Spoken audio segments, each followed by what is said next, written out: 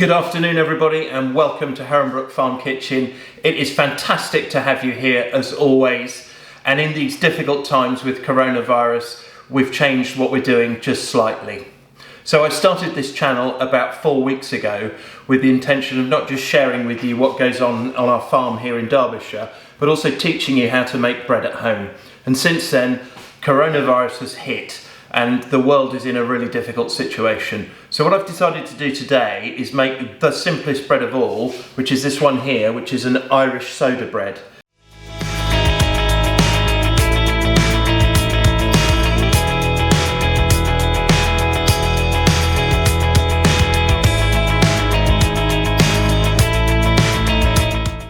The thing about soda bread is it's got no specialist ingredients in at all. It's absolutely delicious. It's a bit denser than a normal loaf, but you just need ordinary flour or self-raising flour if you can get it, some bicarbonate of soda, no yeast, and it's literally ready to put on your table an hour after you start making it. Absolutely delicious. Let's jump in and I'll show you the ingredients. Okay, let's rattle through the ingredients. It looks like there's a lot here, but that's just because I'm using two different types of flour to give it a bit more flavour, and I don't have any buttermilk, so I'm using a buttermilk substitute over here. So what you're going to need is 500 grams of flour, and this doesn't need to be strong flour, this can be ordinary flour. What I'm going with is 250 grams of self-raising flour. It doesn't absolutely have to be self-raising, but you will get a better rise. And 250 grams of wholemeal to give it a little bit more flavour. We've then got 12 grams of salt and 12 grams of sugar. I'm using brown sugar, but white sugar would be absolutely fine. 6 grams of bicarbonate of soda. That's going to contribute to giving it its rise. You can get that in the baking aisle of the supermarket, and when I was there last week you could still get this. So bicarbonate of soda. Whilst you're there, also pick up some baking powder because that will be quite useful.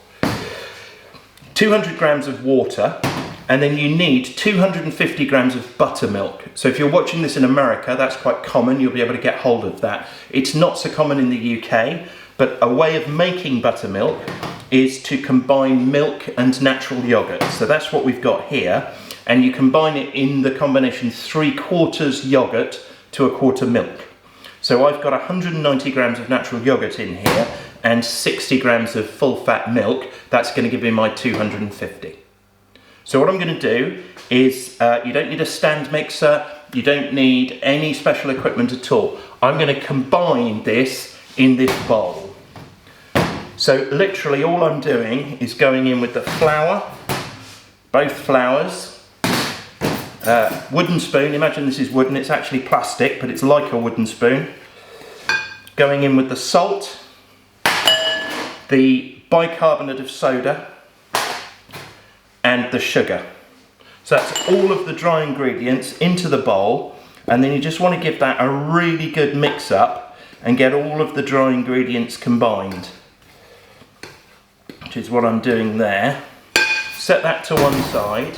So get your yogurt. I've put it in a jug, you can put it in a bowl or whatever. Go in with your milk. And then what I like to do is go in with the water and then get a whisk or a spoon and just wazz that all up together.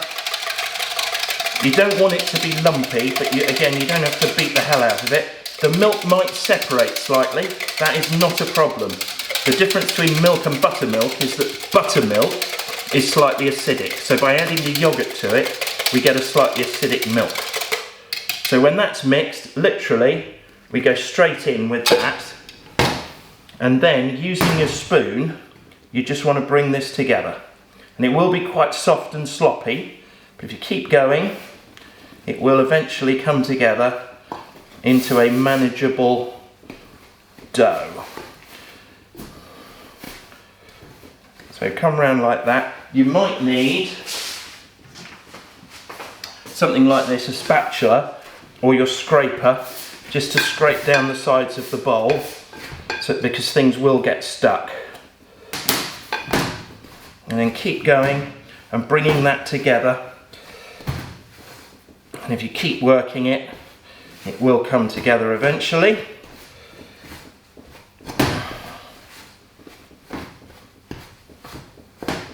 And once it's more or less together, you can go in with your hands.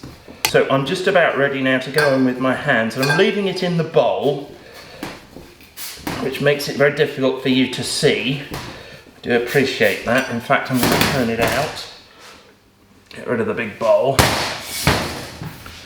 And in this regard, it's kind of like a pastry.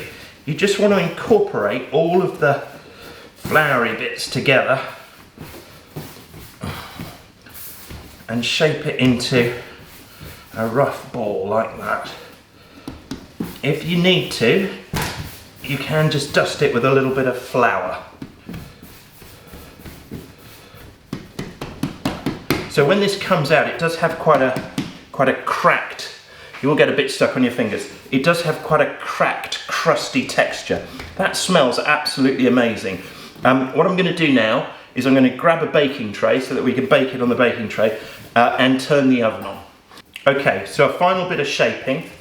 I've got a baking tray here. I'm going to put some greaseproof paper on, some baking parchment. You don't need that, it will just literally bake straight on the baking tray. You can make this in the loaf tin if you want and get a more traditional shape. The traditional shape for soda bread though is a round, and just before it goes in we're going to cut a cross in the top. So we'll pop that on there, set it to one side. I'm going to cover it with a linen cloth and just allow it to rest. It's not particularly rising, it's just having a rest before it goes in the oven. See you in a moment. Okay, welcome back. 15 minutes has passed. The oven's preheated to 200 degrees, and as you can see, our soda bread has increased in size, not by much. This isn't like normal bread making. We're going to get it straight in the oven. Before it goes in, I'm just going to slash the top, which will help it rise. You can use a serrated knife, like a bread knife. That's probably the best thing to use, and you want to do quite a deep cut, something like that. You can use a normal knife. In the bakery we use a razor blade, but I don't advise you using that. So now I'm going to literally just get this straight in the oven.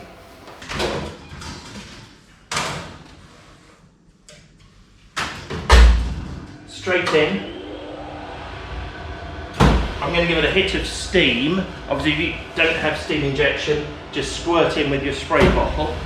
All that does is it keeps the crust nice and soft so that it's got more time to rise, and I'm going to turn the temperature down to 180.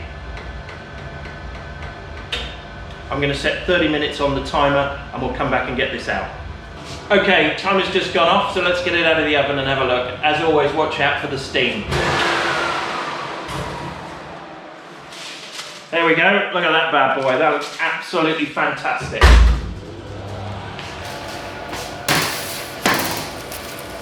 So there you are. So this is your emergency loaf, your soda bread.